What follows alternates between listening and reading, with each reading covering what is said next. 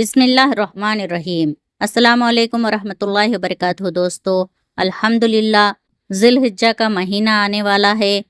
اللہ تعالیٰ کا شکریہ ہے کہ ہمیں یہ مہینہ عطا فرمایا۔ ذی الحجہ کے ابتدائی 10 دن سال کے سب سے مقدس دن ہیں، یعنی سب سے افضل ترین دن ہیں، اللہ تعالیٰ کے پسندیدہ دن ہیں۔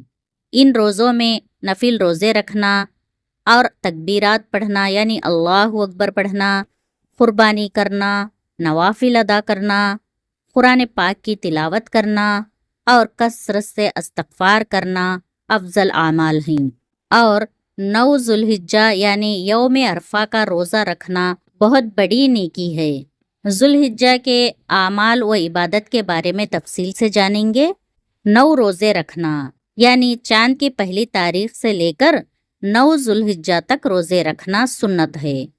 خصوصاً 9 ذی الحجہ کا روزہ یعنی یوم عرفہ کا روزہ رکھنا پچھلے اور اگلے سال کے گناہوں کا کفارہ بنتا ہے۔ چاند کی پہلی تاریخ سے لے کر 9 تاریخ تک روزے رکھنا سنت ہے۔ خاص کر 9 ذی الحجہ کا روزہ رکھنا بہت افضل ہے۔ اس روزے کی فضیلت یہ ہے کہ یوم عرفہ کا روزہ رکھنے والے کے گزرے ہوئے سال اور آنے والے سال کے گناہوں کو اللہ تعالیٰ معاف کر دیتا ہے انشاءاللہ۔ یہ ہے نفل روزے کی عبادت۔ اور اس مہینے میں ان 10 دنوں میں تکبیرات کی کثرت کرے۔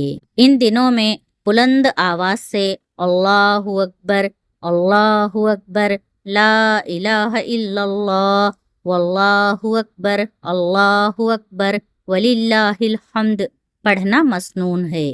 ذی الحجہ کی پہلی تاریخ سے لے کر ہر نماز کے بعد ان تکبیرات کو 11 مرتبہ پڑھنے کا معمول بنا لے۔ اور زیادہ پڑھنا چاہتے ہو تو پڑھ سکتے ہیں۔ قربانی کرنا 10 ذی الحجہ کو نماز عید کے بعد اللہ کی راہ میں قربانی کرنا اہم ترین عبادت ہے۔ اور تلاوت و ذکر، قرآن پاک کی کثرت سے تلاوت کرے اور تسبیح پڑھے اور ذکر الہی کرے۔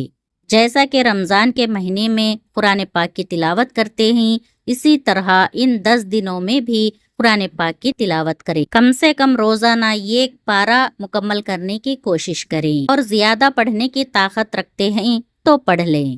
اور توبہ و استغفار کرے، اپنے گناہوں سے سچی توبہ کرے اور اللہ سے معافی مانگے۔ ہر دعا میں اپنے گناہوں کا اقرار کرے اور اپنے گناہوں سے توبہ کرے اور اللہ سے مغفرت طلب کرے۔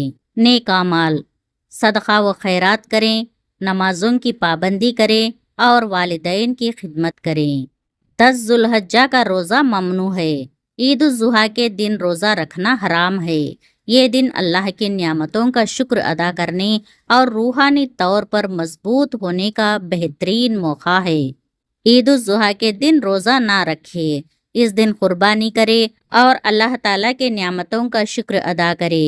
حضرت عائشہ رضی اللہ تعالیٰ عنہا فرماتی ہیں کہ رسول اللہ صلی اللہ علیہ وسلم نے فرمایا کہ اللہ عرفہ کے دن سے زیادہ کسی دن اپنے بندوں کو دوزخ سے آزاد نہیں کرتا، اور اللہ اپنے بندوں کے قریب ہوتا ہے۔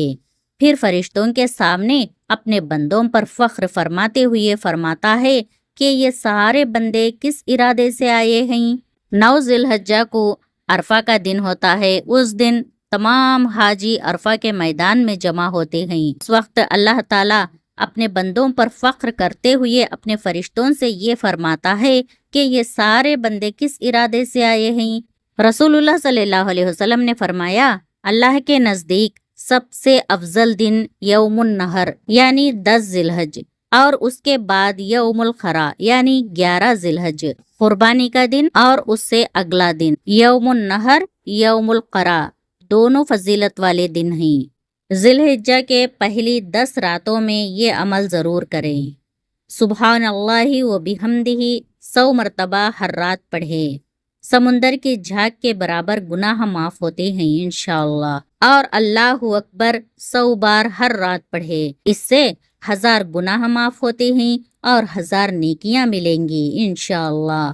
اور لا الہ الا اللہ وحدہ لا شریک لہ، لہ الملک و لہ الحمد وہو علی کل شیء قدیر، 100 مرتبہ پڑھنے سے 100 غلام آزاد کرنے کا ثواب ملے گا اور 100 نیکیاں لکھی جائیں گی اور 100 برائیاں مٹا دی جائیں گی۔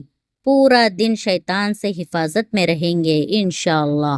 یہ سب تسبیح اور ذکر الہی میں آتے ہیں۔ اللہ تعالیٰ سے دعا ہے کہ سارے امت محمدیہ ان مقدس دنوں میں روزے رکھنے، تکبیرات پڑھنے، قربانی کرنے، نوافل ادا کرنے، قرآن پاک کی تلاوت کرنے اور کثرت سے استغفار کرنے، تسبیح کرنے اور ذکر الہی میں مشغول ہونے اور خاص کر عرفہ کا روزہ رکھنے کی توفیق اور طاقت عطا فرمائیے اور ہمارے سارے اعمال کو قبول فرمائیے، ہم سب کی مغفرت فرمائیے، آمین یا رب العالمین۔